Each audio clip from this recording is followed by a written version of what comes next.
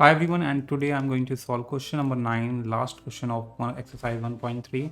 Classify the following number as rational or irrational number. Check करना है कि numbers ही दे रखे हमारा रेशनल है या इरेशनल है। तो अगर हम पहले नंबर को चेक करें तो ये है हमारा √23। तो √23 को अगर हम P अपॉन Q की फॉर्म में लिखना चाहे, ठीक है, तो ये क्या होगा, लिख पाएंगे? लिख तो लेंगे, लेकिन हमारा जो ये p होता है ये हमारा इंटीजर होता है, लेकिन √23 हमारा इंटीजर नहीं है, it's a rational number, irrational number. तो इसमें हमारा जो q है, p है, वो क्या है, वो होना चाहिए था integer. So because but p is not an integer, तो हम बोल सकते हैं जो 23 है वो क्या है हमारा, is an irrational number. Rational number वो क्या होते हैं जिन्हें हम p अपॉन क्यू में लिख सकते हैं, where p and q must be integers as well. ठीक है, सो इरेशनल नंबर। ठीक है, तो this is how you have to solve first question. Let's move to the second question. √225 तो अगर इसे हम लिखेंगे 225 और इसे वन अपॉन में 1 करेंगे, तो as we know that guys की स्क्वायर रूट ऑफ 225 का क्या होता है हमारा 15, एंड 15 अपॉन में 1 विच इज़ p अपॉन में q। तो अब हमारा जो p और q होता है वो क्या होता है, दोनों इंटीजर्स होते हैं, याद रखना। अगर इंटीजर्स नहीं है तो वो रेशनल नंबर नहीं होगा। p and q are integers and q must be not equal to 0 as well. ठीक है, तो यानी कि अगर ये कंडीशन फॉलो हो रही है तब ये फ्रैक्शन जो होगा हमारा रेशनल नंबर होगा। तो क्योंकि जो 15 है हमारा इंटीजर होता है और 1 भी हमारा इंटीजर ही है, यानी कि हम कह सकते हैं कि ये जो √225 है ये हमारा क्या होगा, रेशनल नंबर होगा। तो बोलेंगे हम हैंस और thus 225 square root of 225 is a rational number।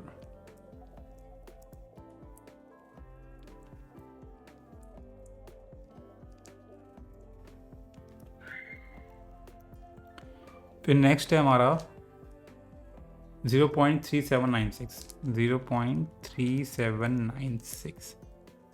इसको चेक करेंगे तो क्योंकि गाइज ये जो डेसिमल है हमारा टर्मिनेटिंग डेसिमल है और टर्मिनेटिंग डेसिमल हमारे रेशनल नंबर होते हैं। ठीक है, टर्मिनेटिंग डेसिमल हमारे रेशनल नंबर्स के होते हैं। तो हम बोल सकते हैं कि 0.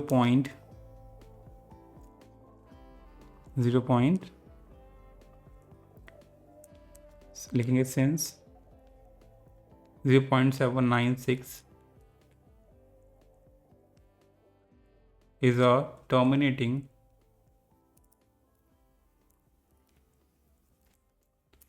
decimal number, तो बोल सकते हैं therefore 0.3796 is a rational number।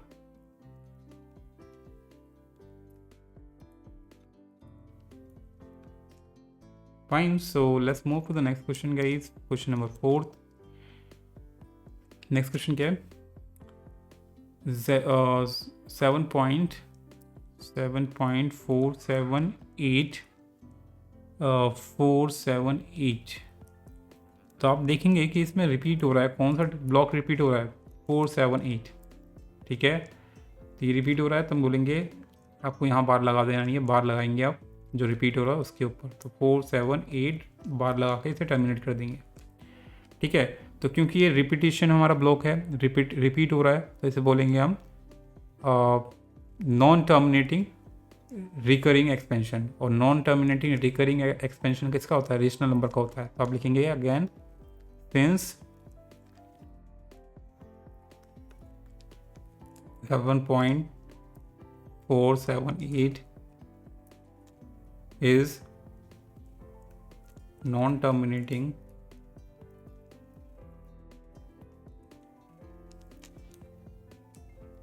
recurring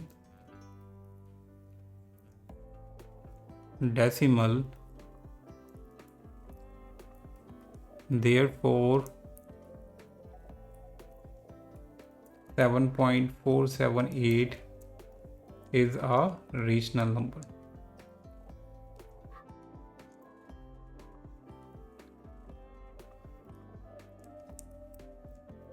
last है हमारा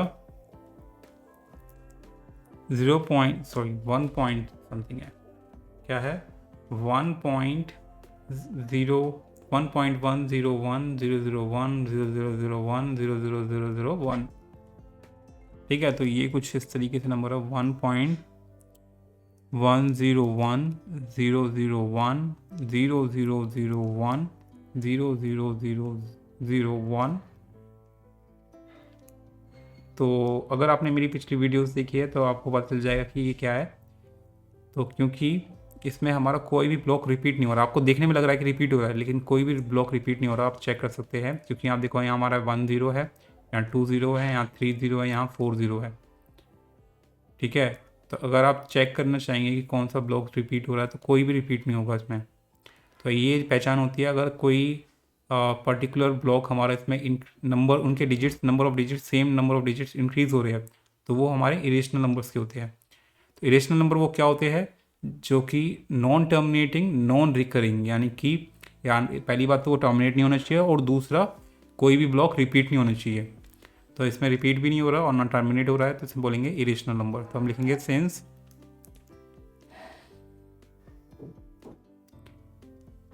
1.10100100001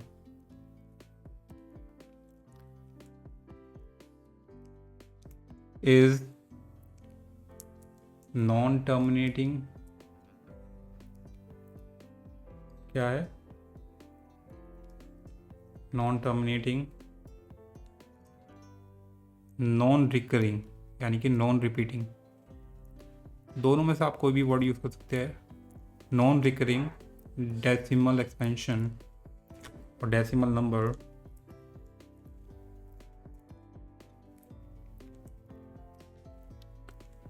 therefore